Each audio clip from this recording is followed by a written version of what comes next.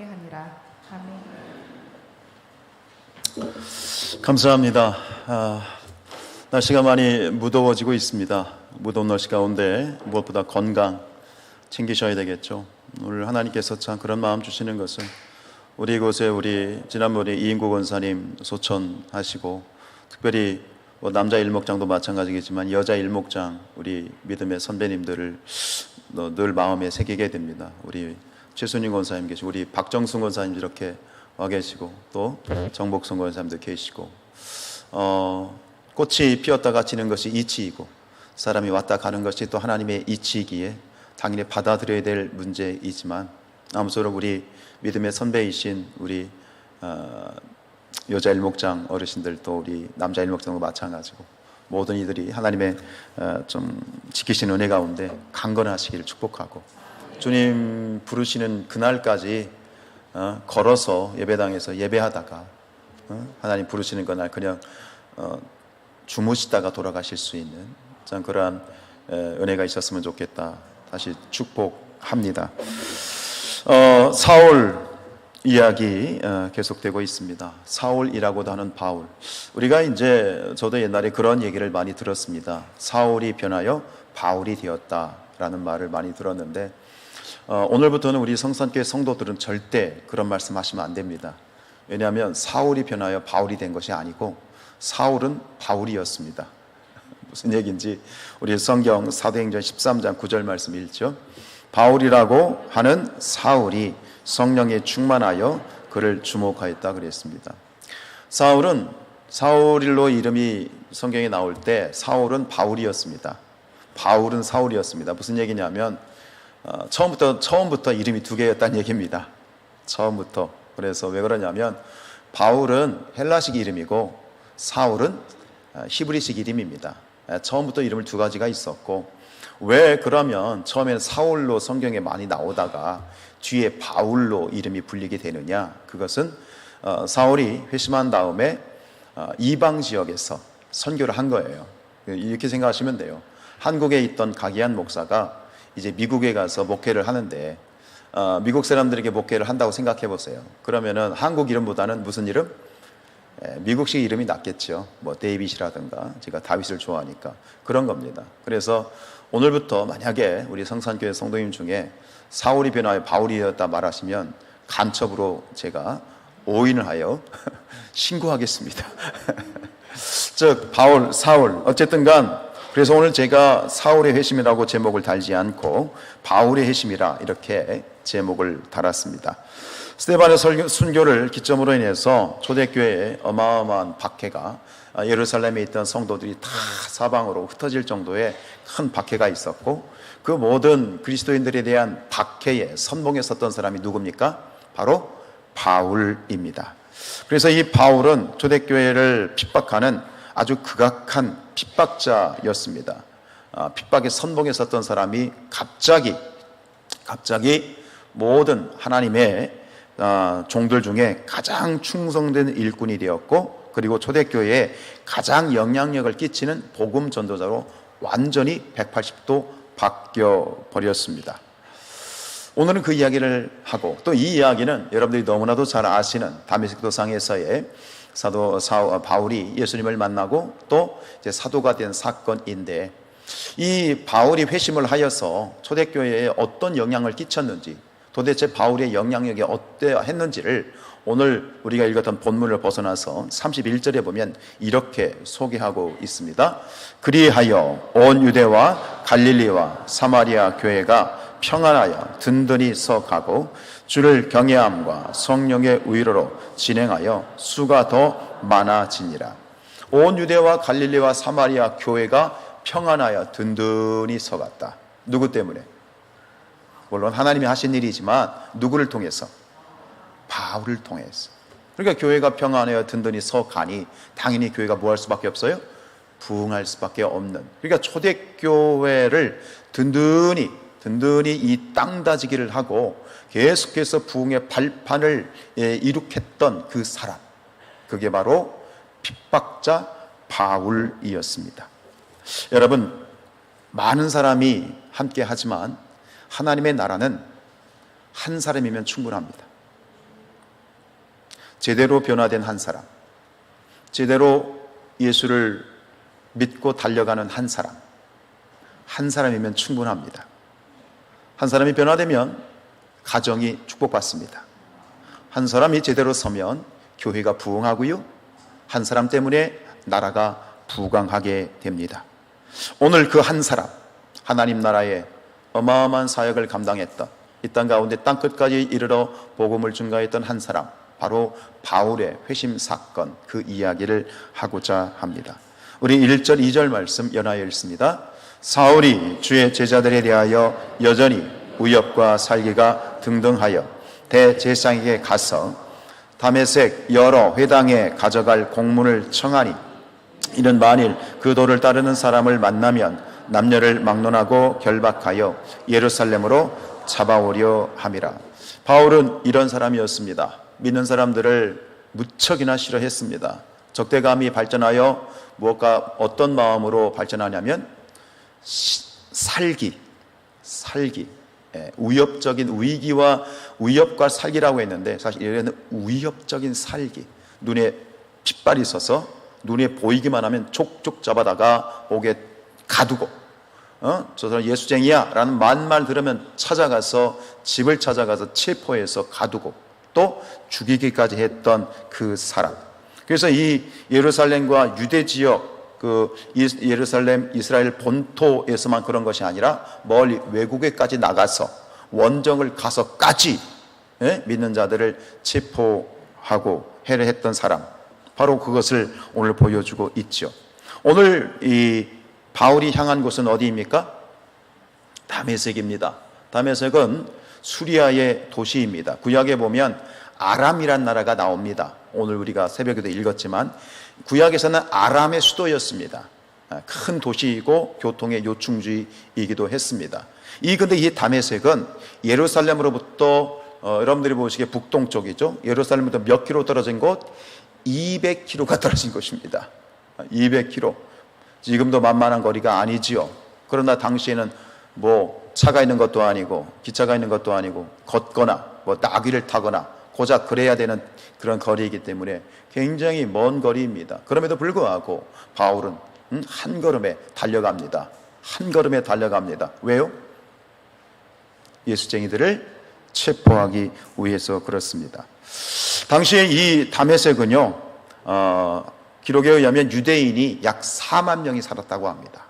적지 않은 숫자입니다. 왜 그럴까 추정해 보면 예루살렘에 불어닥친 핍박 때문에 많은 그리스도인들이 이제 흩어지게 되는데, 그리고 이 유대인들이 믿는 그리스도인들이 모였던 곳이 아마 다메섹이었을 것이다 라고 추정을 하고, 그리고 그렇기 때문에 많은 도시가 있는데 왜 굳이 바울은 다메섹으로 갔느냐?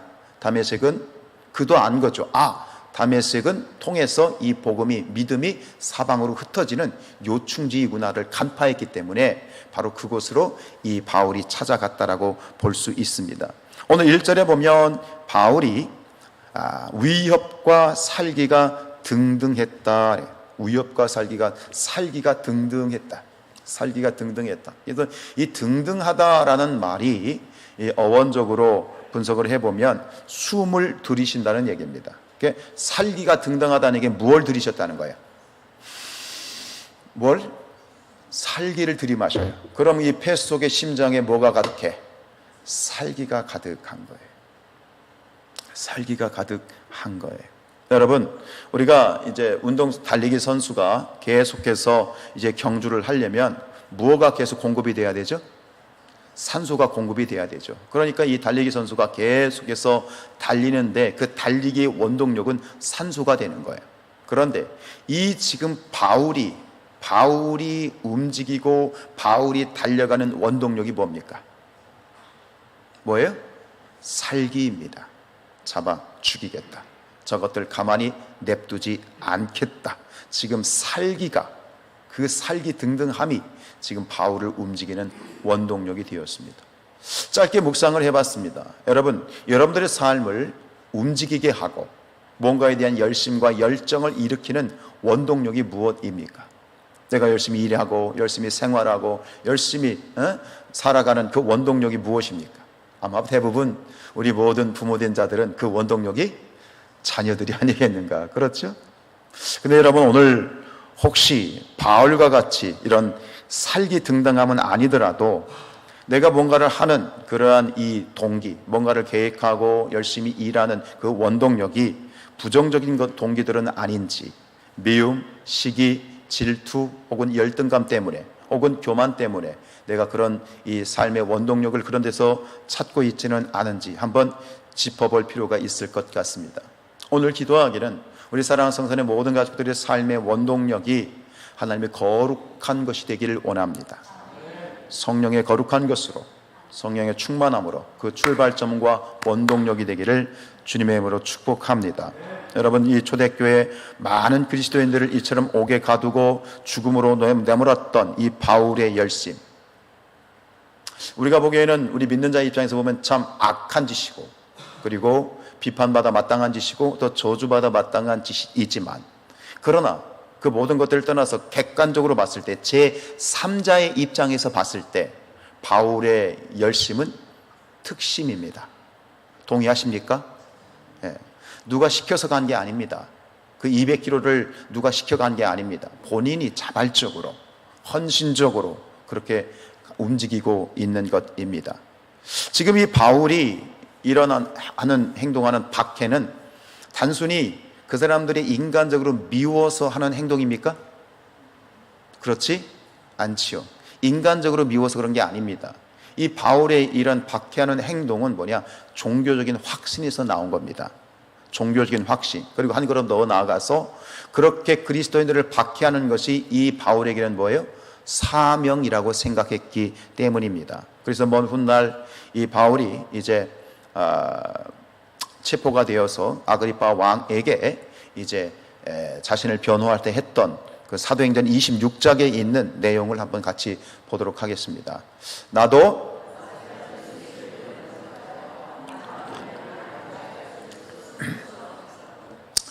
나사렛 예수의 이름을 대적하여 많은 일을 행하여야 될 줄, 내가 뭔가를 해야 되겠다, 이거를 안 하면 안 된다라고 하는 자발적인 마음에 우러나와서 이걸 했다는 것입니다.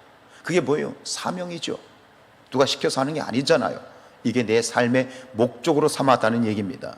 그러면서 우리가 그 했던 행동들을 요약을 합니다. 10절부터 쭉 읽습니다. 예루살렘에서 이런 일을 행하여 대제사장들에게 권한을 받아 가지고 많은 성도를 옥에 가두며 또 죽일 때에 내가 찬성 투표를 보세요. 옥에 가두었고 또 뭐 했어요? 성경에 구체적으로 나와 있지 않지만 바울의 손을 통해서 많은 순교자가 일어난 겁니다. 참 나쁜 놈이죠. 우리가 보기에는 굉장히 나쁜 놈입니다. 그 다음에 11절, 또 모든 회당에서 여러 번 형벌하여 강제로 모독하는 말을 하게 하고 그들에 대하여 심히 격분하여 외국 성에까지 가서 박해하였다. 여기 보세요. 여러 번 형벌하여 강제로 모독하는 말을 하게 했어요. 이게 뭐예요? 억압적으로 뭐하게 만들어? 배교하게 만들었다는 거예요. 너 예수 믿어?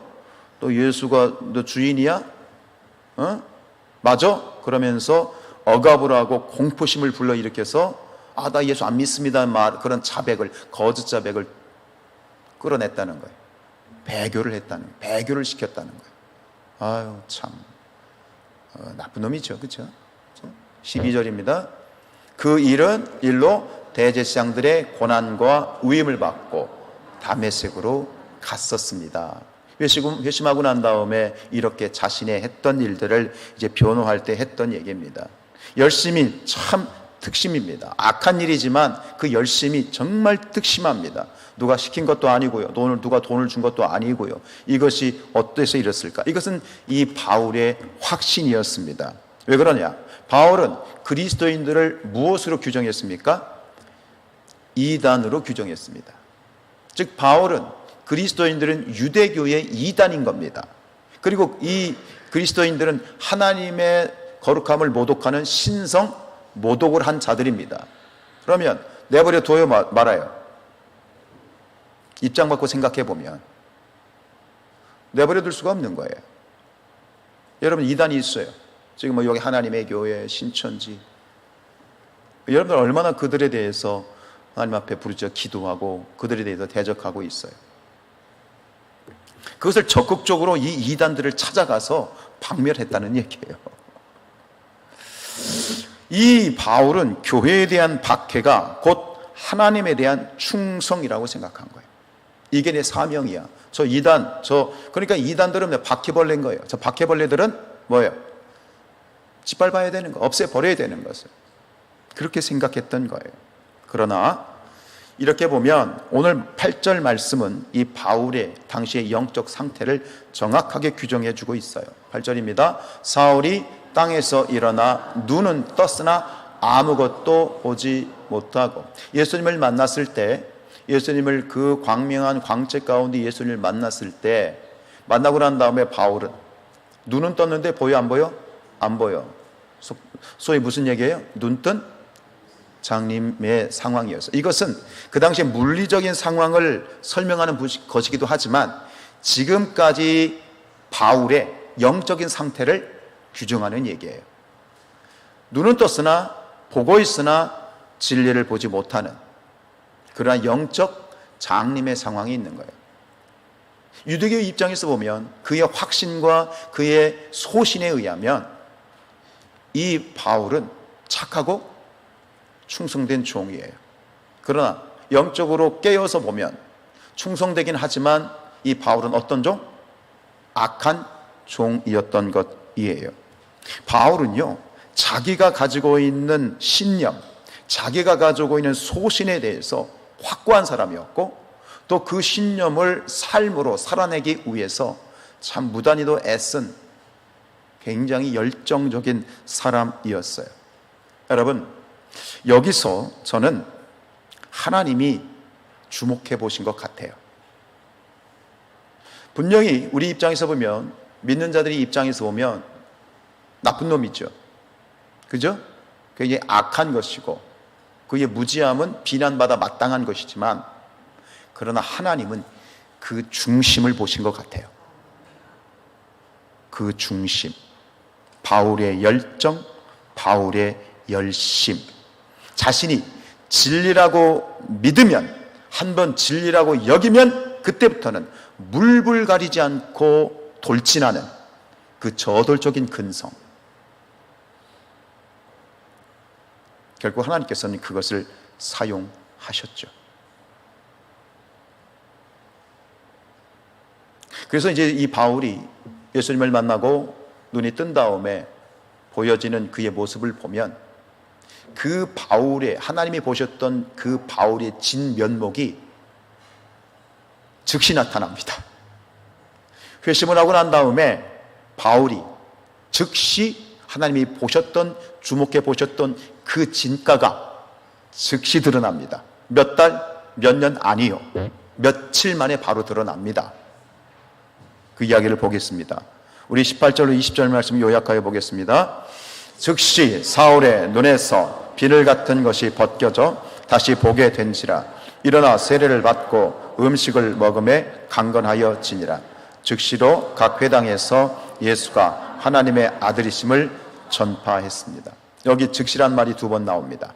즉시. 바울이 이제 다메섹으로 끌려가죠. 끌려가서 이제 3일 동안 식음을 전폐하고 있는데, 그때 하나님께서 아나니아라고 하는 주님의 제자를 보내서 가서 안수해 줘라. 아나니아와 삽비라의 아나니아 아닙니다.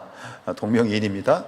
아나니아가 가서 기도해 줬을 때에 그 눈에서 비늘 같은 것이 떨어지고, 그리고 눈이 열리게 되시죠. 여러분, 그런데 지금 이제 이 예수님을 만난 다음에, 부활하신 예수님을 다메섹 도상에서 바울이 만나고 난 다음에 다메섹에 가서 3일 동안 식음을 전폐합니다. 우리 9절 말씀 읽습니다. 사흘 동안 보지도 못하고 먹지도 마시지도 아니하였습니다. 뒤에 보면 기도한다고 그랬는데, 일부러 금식하여 기도하기 위해서 금식한 걸까요? 바울이? 아닙니다. 바울이 충격을 받은 겁니다. 충격을 받은 겁니다. 지금 이 바울에게 있어 예수는 누구였습니까? 이단의 괴수입니다. 이단의 대빵, 저 신천지 이만이나 뭐 안상홍이나 뭐 이런 사람입니다. 예수는 그런 이단자의 괴수였고, 그리고 뭐 예수가 죽었다가 3일 만에 다시 부활하시더라, 이런 말은 뭐다? 새빨간 거짓말이라고 생각했습니다. 본인이 새빨간 거짓말이라고 생각했던 그 예수가, 근데 부활하신 예수가 자기 앞에 나타난 겁니다. 여러분, 이건 어마어마한 충격 아닙니까? 이것을 저는 상상을 해봤습니다. 도대체 이런 충격이 어떻게 실감나게 표현되어져 있을까? 뭐 제 개인에게 그런 일이 있었다면 좀 신바람나게 간증을 할 법도 하지만 저에게는 그런 일은 없는 것 같고, 상상을 해봤을 때 이런 게 생각이 났습니다. 내가 일평생 내 아버지라고 믿었던 그 아버지, 내가 아버지라고 불렀고 아버지라고 믿었는데 어느 날 발견한 겁니다. 내 아버지가 친부가 아니었다. 뭐 이 정도가 좀 될까요? 그럼 여자들에게 좀 실감나는 이야기를 하겠습니다. 내가 어쩌다가 돈을 모아서 3천만 원짜리 명품백 루이비 땅을 샀습니다. 근데 알고 봤더니 3천만 원짜리가 얼마? 3천 원짜리 짝퉁이었다. 좀 충격이 오세요? 어쨌든 간 내가 내 목숨을 걸고 내 생명을 걸고 정말 진짜라고 생각했고 진리라고 생각했는데 그게 뭐였어? 가짜였던 거야. 지금 이 바울은 엄청난 충격에 한 방 맞은 것입니다. 그리고 3일 동안 금식, 식음을 전폐하죠. 결국 이 3이라는 숫자 굉장히 의미가 있지 않습니까? 예수님이 며칠 만에 3일 동안 무덤에 계셨고 요나가 뱃속에서 3일 동안, 그러니까 바울이 받았던 충격을 의미하는 겁니다. 얼마나 충격을 받았을지. 그리고 3일 만에 아나니아를 통해서 눈이 열리게 되죠. 그런데 보세요, 그의 충격을 정리할 시간이 지나고 그리고 그가 이제 세례를 받게 되죠. 18절 말씀입니다. 즉시 사울의 눈에서 비늘 같은 것이 벗겨져 다시 보게 된지라 일어나 세례를 받았어요. 이것도 상징적인 사건입니다. 실제적으로 눈이 열리기도 했지만 이건 상징적으로 뭐예요? 그의 눈이, 어떤 눈이 열린 거예요? 영적인 눈이 열린 거예요. 이제 진리가 무엇인지를 정확하게 볼 수 있는 눈이 생긴 거예요. 그리고 어떻게 합니까? 일어나서 세례를 받습니다. 세례란 무엇입니까? 여러분 다 세례 받으셨죠? 세례란 무엇이죠? 결단입니다. 선서입니다. 나는 이제부터 누구로 살겠다? 그리스도인으로 살겠다. 이 바울이 이렇게 고백하는 거죠. 로마서 14장 8절. 우리가 살아도 주를 위하여, 죽어도 주를 위하여 죽나니 그러므로 사나 죽으나 나는 주님의 것이다. 이거를 고백하고 결단하는 것이 세례입니다. 다 그렇게 결단하셨죠? 지금 그렇게 살고 계시죠? 이거예요. 지금부터 내 인생의 주인은 누구다? 예수 그리스도, 하나님이시다. 그리고 나는 이제 누구를 위해서 산다? 예수 그리스도를 산다. 내 목에 칼이 들어와도 나는 이제 그리스도인이다. 어제까지는 3일 전까지는 믿는 자들을 박해했던 그 그리스도의 공동체에 이제는 3일 만에 바울이 나도 그 박해하던 공동체의 일원이 된 겁니다. 그리고 그것을 스스로 결단한 겁니다. 사나 죽으나 나는 이제부터 예수 그리스도를 위해서 산다. 이게 세례이고 이게 신앙입니다. 그렇게 살고 계신 줄로 믿습니다. 그렇게 살아야 될 줄로 믿습니다. 그런데 아멘으로 끝나지 않습니다. 어떻게 해요? 20절로 갑니다. 시작. 즉시로 어떻게?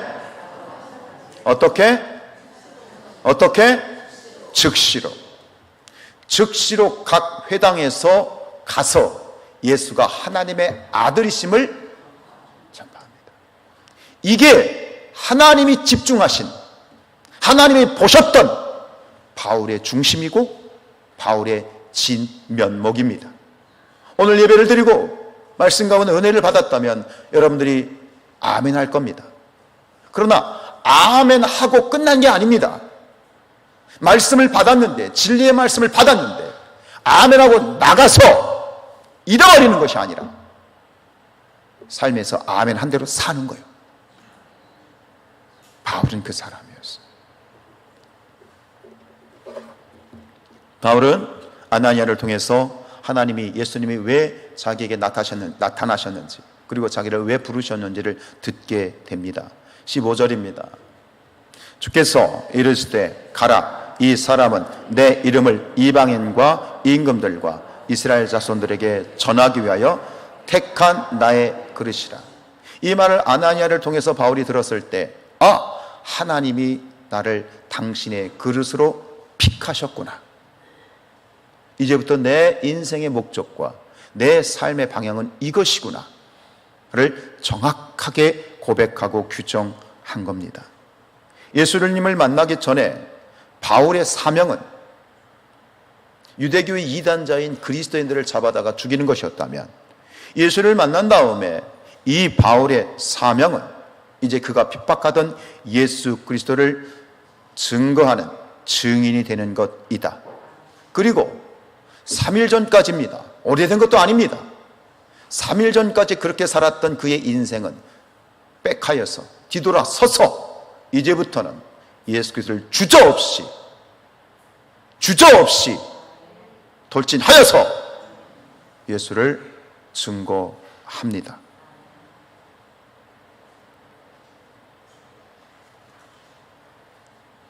오늘 하나님이 이것을 우리에게 보기를 원하십니다.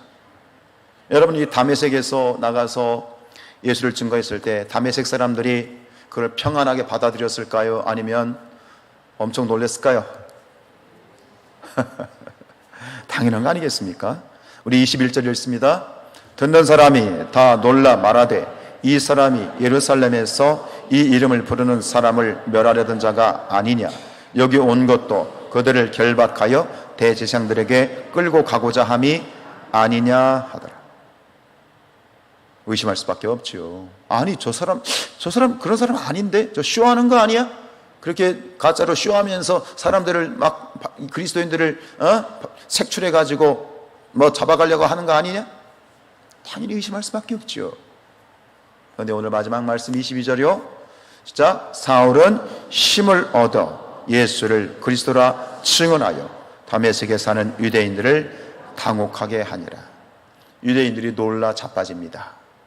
진짜네. 근데 저는 여기서 사람들이 자신을 의심하고 이상하게 보고, 또 거기에는 그리스도인들, 즉 예수를 믿는 유대인들만 있는 게 아니에요. 예수를 믿는 유대인들만 있는 게 아니에요. 정통 유대파들도 있어요. 우리가 다음 시간에 보겠지만 이제부터는 바울이 표적이 됩니다. 타켓이 됩니다. 그래서 사람들이 저거 바울 죽이기 전에는 내가 잠도 자지 않고 먹지도 않을 거야, 사생결단을 거는 그런 세력들이 일어납니다. 그 사람들이 다메섹에 있는 겁니다. 그런데 사울은 두려워하지 않습니다. 주저하지 않습니다. 망설이지 않습니다. 사울은 힘을 더 얻었습니다. 이 힘은 어디로부터 오는 힘이었을까요? 바울은 기본적으로 열심히 있는 사람이지만 이제부터는 바울의 열심이 아니라 누구의 열심이?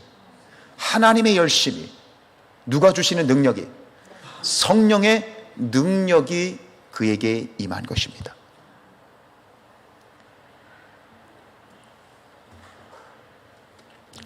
불의 전차가 생각이 났습니다. 바울은 예전이나 지금이나 열정적이고 뜨거운 그런 불덩어리입니다. 그러나 이전에 그를 움직이게 했던 것은 살기였다면 이제부터는 이 바울을 움직이는 원동력이 완전히 바뀌었습니다. 살기가 아니라 무엇이 바울을 움직이게 하는 원동력입니까? 누가? 예수 그리스도. 그리고 누가? 성령입니다. 17절입니다. 아나니아가 안수하여 이르되 형제 사울아, 예수께서 나를 보내어 너로 다시 보게 하시고 성령으로 충만하게 하시리라. 할렐루야. 예, 그렇습니다. 말씀을 정리합니다. 여러분, 우리가 가지고 있는 성경 27권입니다. 신약이 27권입니다. 신약 27권 중에 13권은 한 사람이 쓴 책입니다. 13권을 누가 썼습니까? 바울이 썼습니다.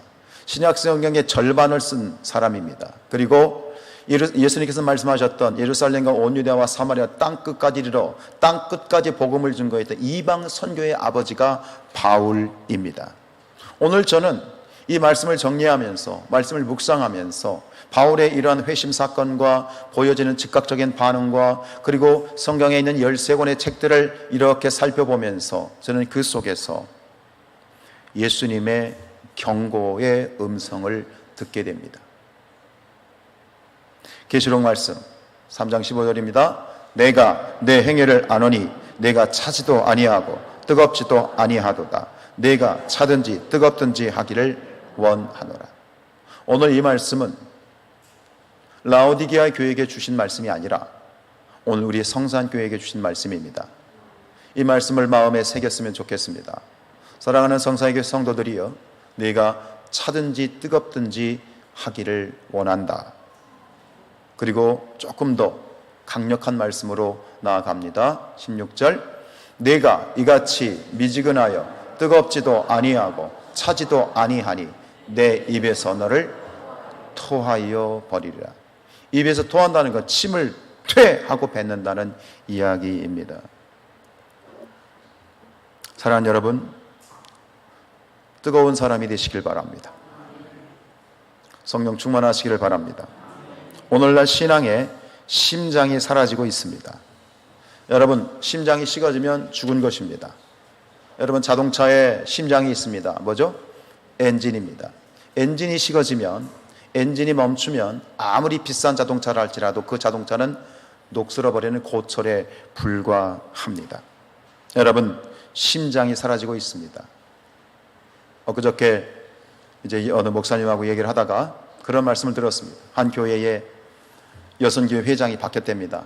근데 어떤 그 교회에 있는 어느 여자 장로님이 회장이 되셨대요.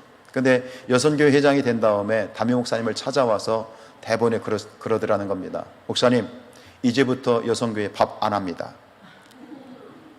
그래가지고 그 여선교회장 잘라버렸대요. 교회는 열정과 열심, 사실은 열정페이로 돌아가는 것이 교회 공동체입니다. 교회가 돈으로 돌아갑니까? 조직으로 돌아갑니까? 아닙니다. 하나님에 대한 뜨거운 열정. 사실은 교회 공동체는 열정페이로 돌아가는 것이 교회 공동체입니다. 오늘날 교회가 이런 것이 사라지고 있습니다. 성도들도 그렇고 목회를 하겠다는 목회자들도 그렇습니다. 퇴근 시간 따박따박 지켜서, 왜 퇴근 시간 내가 퇴근할 시간인데 그랬다는 거예요. 그 교회 학교 어떤 부장님이 전사님한테, 전사님 우리 끝나고 같이 식사하시죠, 저녁에 같이 식사해요 그랬더니 그 전사가 그랬다는 거예요. 아니 부장님, 저 퇴근했는데 왜 밥 먹자고 하냐고. 나 퇴근했다고. 참 어려운 시대입니다. 신앙이 그럼 더 뭔가 활발해지고 교회가 뜨거워지느냐? 아닙니다. 교회는 무기력해져 가고 있습니다. 성령의 능력이 나타나지 않습니다. 여러분, 우리의 심장이 뜨거워야 됩니다. 뜨거워야 됩니다. 건강한 사람이 심장이 뜨겁고 피가 뜨거운 것처럼 건강한 신앙은 뜨거운 신앙이고 건강한 교회는 뜨거운 교회여야 합니다. 여러분, 건강한 교회는 불이 있어야 됩니다. 불이 있어야 됩니다. 교회에 불이 있어야, 교회에 불이 붙어야 세상 사람들이 불구경 옵니다. 예배가 뜨거워야 됩니다. 기도가 뜨거워야 됩니다. 찬양이 뜨거워야 되고 우리 성도의 교제가 뜨거워야 돼요. 무엇으로 뜨거울 것인가? 사람의 열심이 아니라 하나님의 열심, 성령을 통해서 우리 모두가 한 성령님 안에서 불길같이 뜨거운 그런 성선교회 모든 성도들이 되시기를 축복합니다. 그렇지 않으면 어떻게 한다고요? 내 입에서 토하여 버린다. 주님의 말씀을 오늘 우리에게 주신 경고로 들었으면 좋겠습니다. 우리 서로 인사하십시다. 뜨거운 사람이 됩시다. 다시 한번 인사합시다. 오늘은 뜨거운 날입니다. 우리 함께 뜨겁게 찬양합시다.